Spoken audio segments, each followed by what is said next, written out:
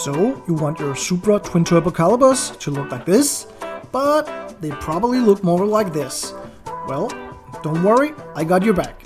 Stay tuned.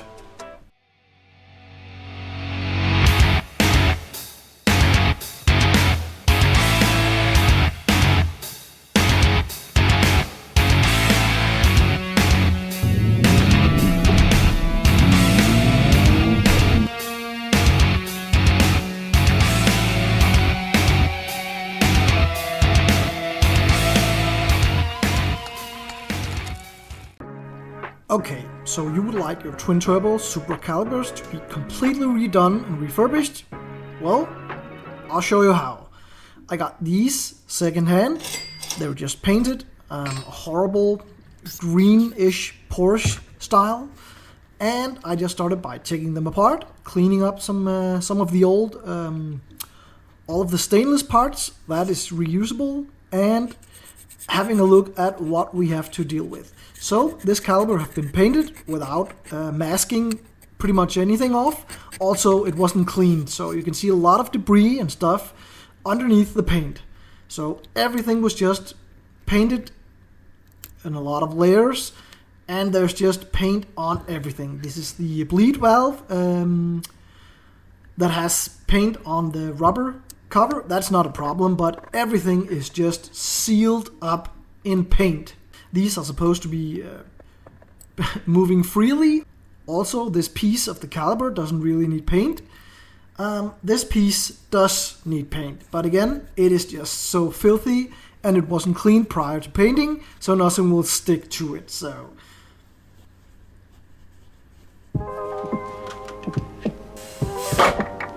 we start off with shooting out one of the pistons, because why not, while it's all together. Then we take it apart, and all these bolts were also just done up so you couldn't get them out. Everything was just covered with paint. Here we go.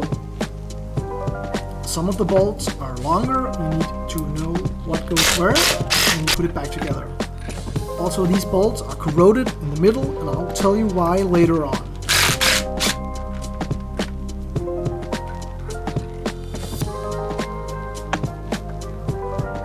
So, having it all apart, slapping it with a hammer just to get the two pieces from each other.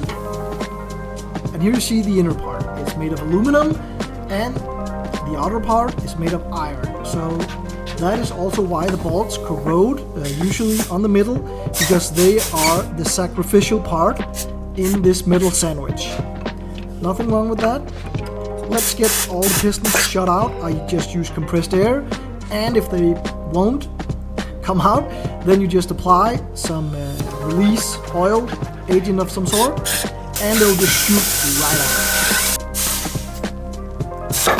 Alright. That being done, we move on to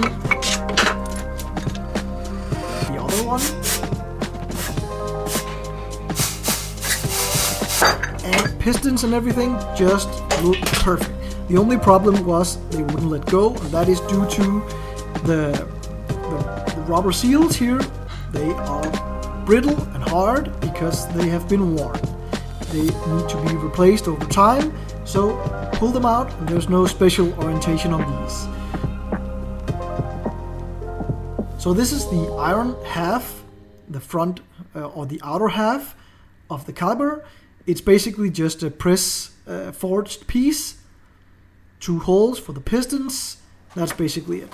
So I wanted this green ugly paint to come off because it wasn't applied that good, and I just wanted to put on some paint remover because that was probably the easiest way. I didn't want them blasted, also because it is part metal and part aluminum, so blasting them would need 2 different materials, and that's just gonna, cost wise, it's just much more effective just to give it some paint remover and be done with it. First layer of this paint remover usually just takes the clear, and then from there you can just scratch up the paint underneath and get some industrial strength or some aircraft paint remover.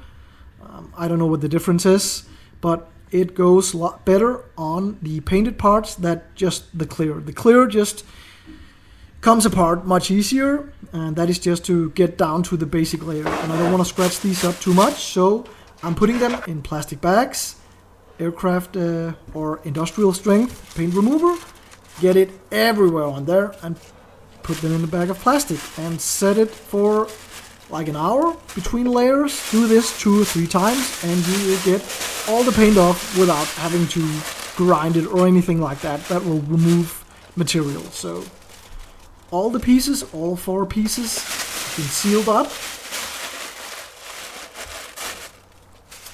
And Christmas morning we unwrap our presents. And with a screwdriver or a brush, you can just loosely remove the paint. If you're not satisfied, don't dig into it with metal objects because you'll just scratch, especially the aluminum half. So just put on a layer of paint remover and wash, rinse and repeat. And again, paint just comes off with the sticker and everything really good, but not wanting to scratch it up too hard, I'm just applying another layer and letting the chemicals do the work for us.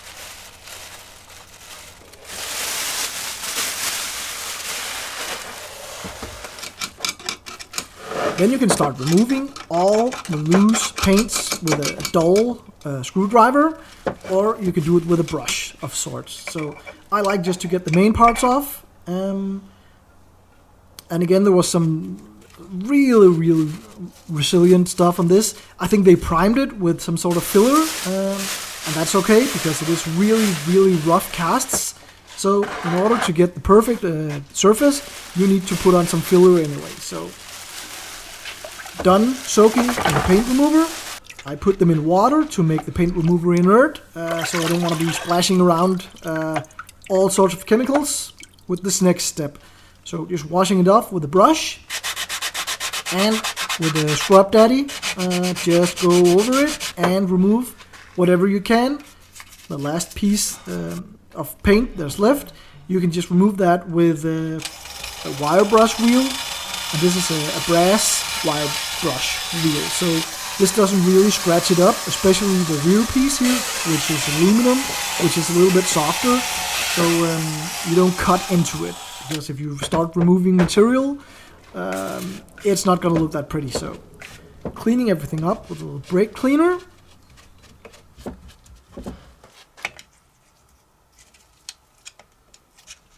All the anodized parts of the aluminum needs to be cleaned up really good.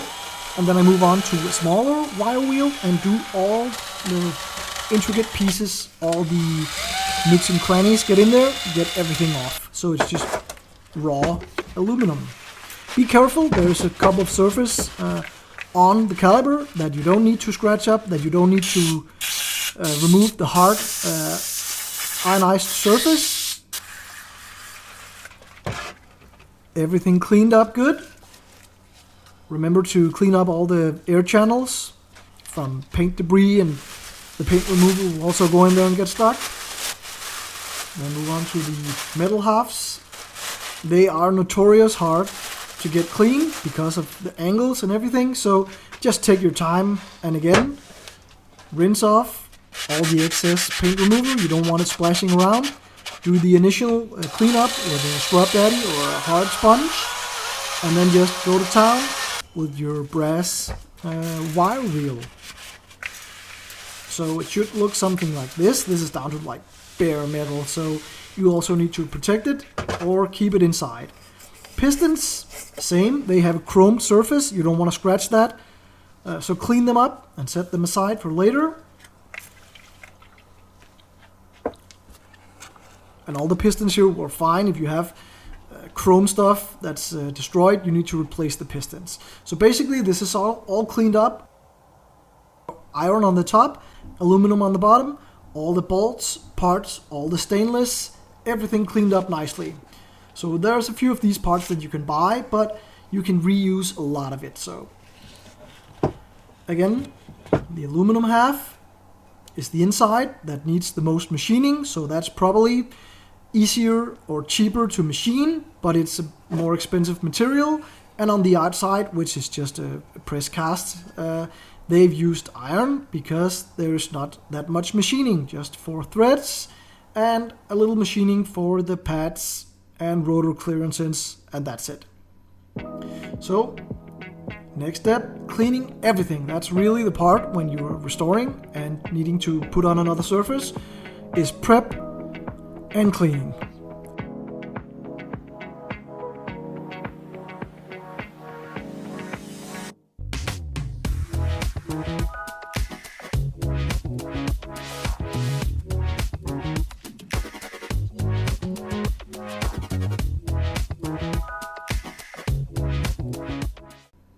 So I just cover everything up. We do this in masking tape, making sure that you don't get paint where you don't want it. And this is a very intricate piece, so there's a lot of prep involved. You can do this in various stages, whatever you want. I wanted this to be as close as stock as possible, or OEM. So there's a lot of stuff that needs to be covered off.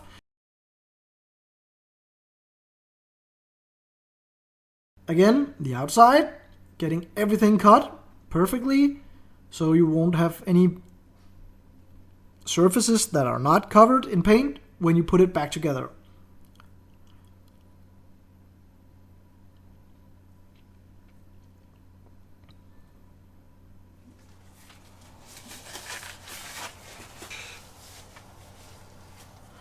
Then it's time to suit up, especially doing this first part where you do the silicone remover. Wear a mask because it's some nasty stuff.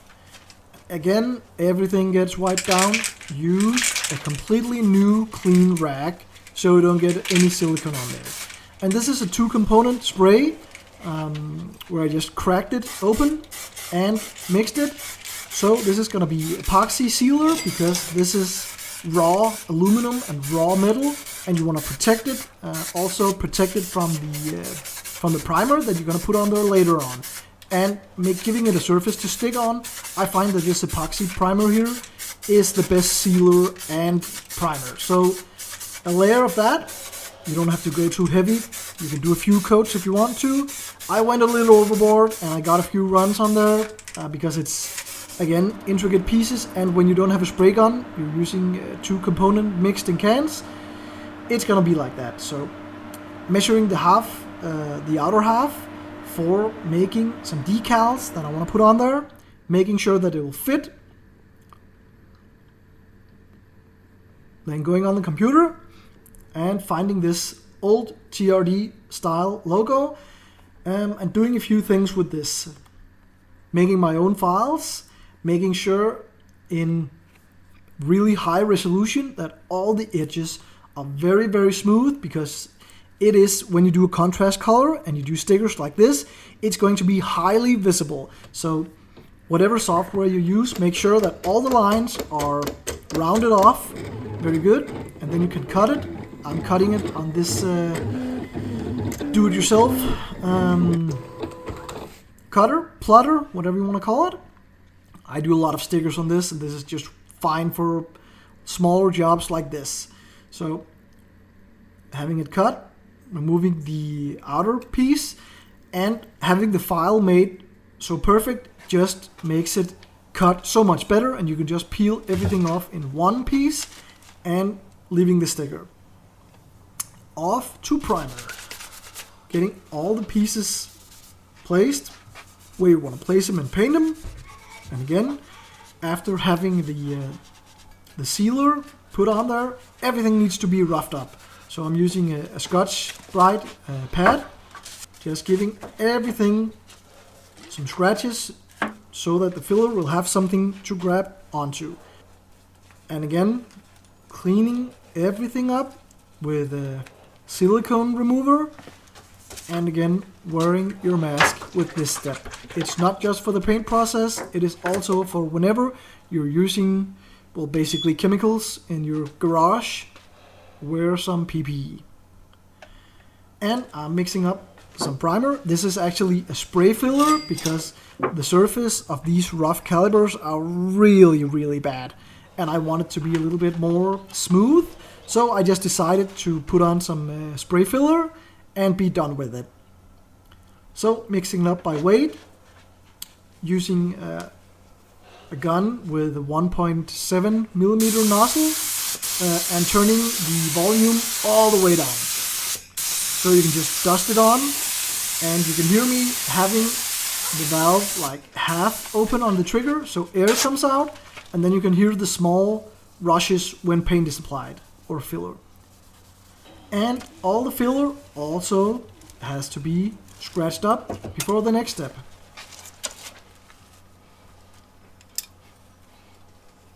And again, enter the booth. And I like, whenever I apply colors or clears, I totally disassemble my gun, clean everything up to make sure there's no residue from, that has set in there from the last time I used it. So cleaning up the needle, nozzle, everything, making sure that it will have the best spray pattern possible, especially when you're doing low pressure passes like this on very small detailed parts. Because if you just do wide open, then it's just gonna run everywhere. You're gonna apply so much. So this gun is just a regular, whatever, paint gun with a 1.3 millimeter nozzle. So everything cleaned up, and I've spent some money on this perfect Brembo red color. This is not the original TRD because that's a lot darker, but I wanted this look. Also, this is like my take on the TRD, so I can do whatever I want. So mixing everything up again by weight, because I'm not going to be using so much. Making sure everything is the right viscosity, and this is actually pretty thin, and you don't need to thin it more than that. So into the gun, filter, and we're ready to paint.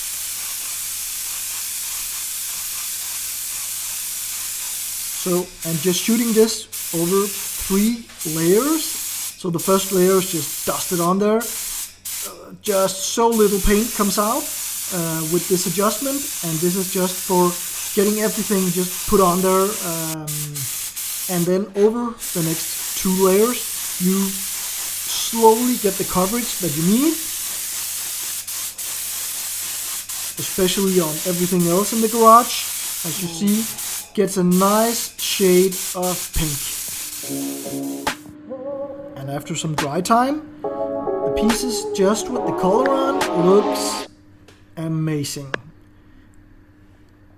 And this is just with 1 layer of filler and 3 coats of red paint. But again, I was a little aggressive on the metal pieces, so I have a massive run here that we're just going to remove. And this is an advice from a friend I have who paint a lot more stuff than I do, and she told me to just do the tape trick on the sides and 400 grit and just get it down to whatever height that the rest is. And this might take a few tries to see if you can get it even. And remember, your paint has to be dry before you do this. Then you can check if it disappears when you apply water, or in this case, brake cleaner. And then it's time to get everything else cut up also. So again, Scotch pad. And here are the 2 decals I made. I made one with the TRD logo and one with the smaller logo, but with their small brand logo next to the letters. So this is blown a little bit up compared to the stock TRD calipers you can buy, but I like this logo. I like the old one here, and I especially like it on the red calipers. So just wanted to see with the 2 different decals what works for me. In this case, I actually think that the one with the logo on, the top one, was a little bit too much like the Audi SQ5 calipers, so that didn't really do it for me. So stayed with the lower one that just says TRD, and this is the old style one where the R doesn't have longer arms, or whatever you want to call it, letters, than the other letters. So getting it all down, off, all cleaned off. Again, This is all about keeping it clean, and when I do clear, I want to get all new stuff. So a new pad, and then cut off all the corners you can. Remember, don't burn through. So if you use sandpaper for this piece or this part, there's a chance that you might cut through the paint, and that's gonna suck. So just use a Scotch pad and get everything scuffed up enough so that it'll hold clear, and that's fine. So everything is cleaned, all the pieces are basically hung and ready for paint. And then again, clean them off. Add the decals, and I cut new decals because the other one was just testing, and now I just measured everything up so I know where I want them to sit, and they will sit even on both so they look like each other.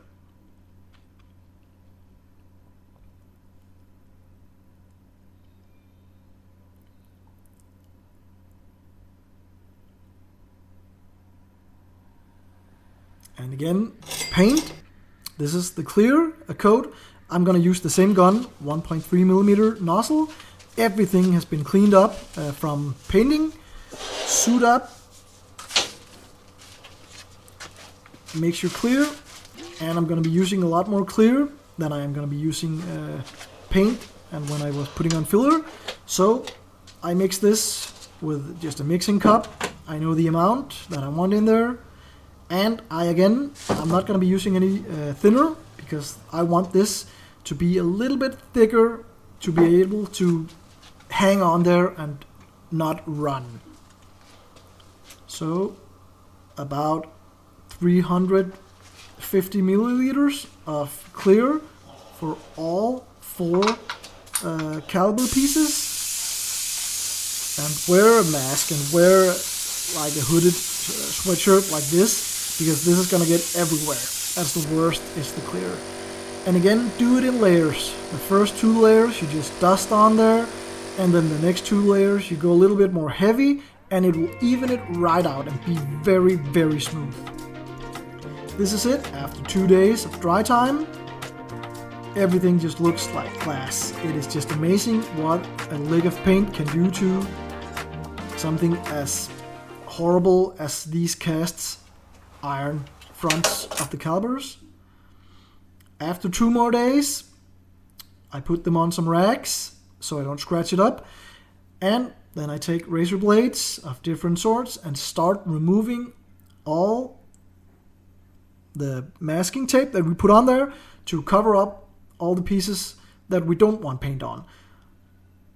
And that is basically in the holes for the pistons, everything that will move on it.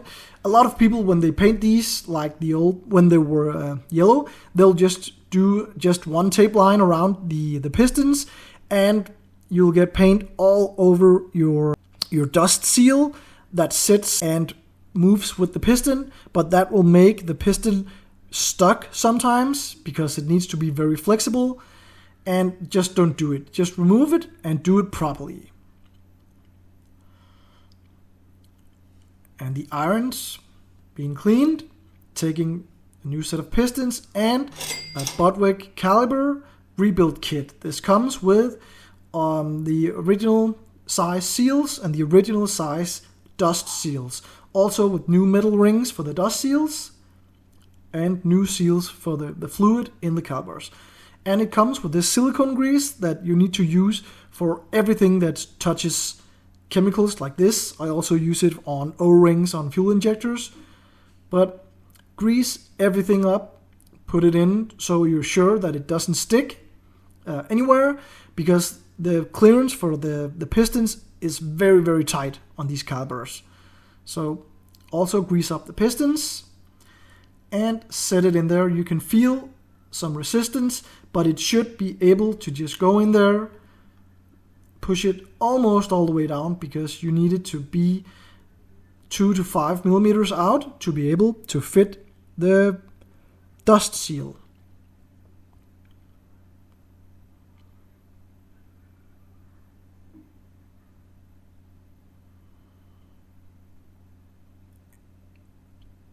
again, especially the dust seal needs to be conditioned. So when you're putting silicone grease on this, make sure that it's both on the outside and the inside. This will kind of insulate it from dirt and grime, and it will keep the rubber soft and malleable so that your calipers, your pistons inside your calipers will move freely.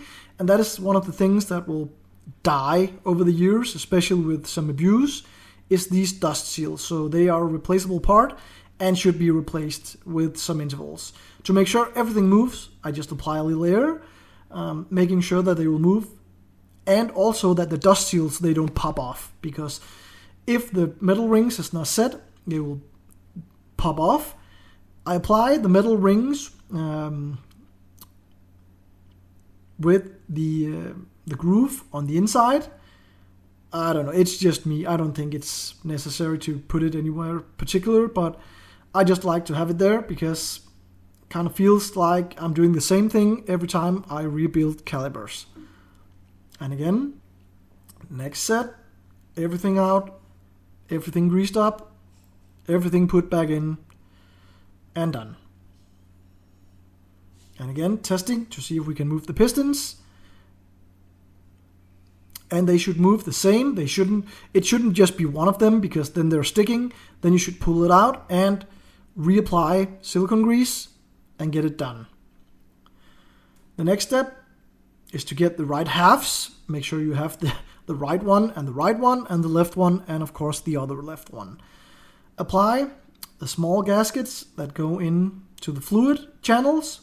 Make sure that no surfaces have any debris on them. Put in a bolt or two and use this as a guide so that you won't displace the small O-rings when you put it together.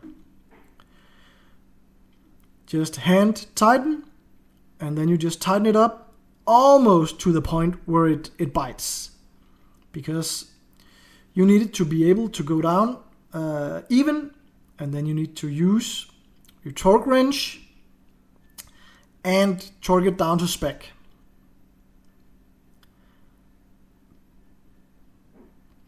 And the other one, that's basically two put together halves, two calipers.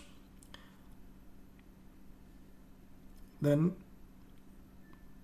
grease up, clean the bleed nibbles, and reapply the rubber covers that were on there that was just horrible painted before.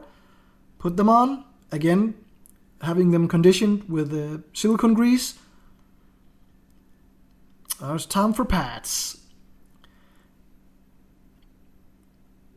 All the stainless hardware has just been cleaned and is being reused. I'm just making these small shims, putting them on. They were also just covered in paint before, and they couldn't move around. So that is pretty important, that they have the ability. And again, the shut-up plates, or what you want to call them, on the brake pads needs to be looped up so they can move around. That is a great big source of noise on these calipers. If your shriek plates are not greased up, then they can move and the brakes will shriek. Propping it up and applying the stainless pin, whatever you want to call it, holder, spring, some people call it, and the lock on the back to hold the pins in place.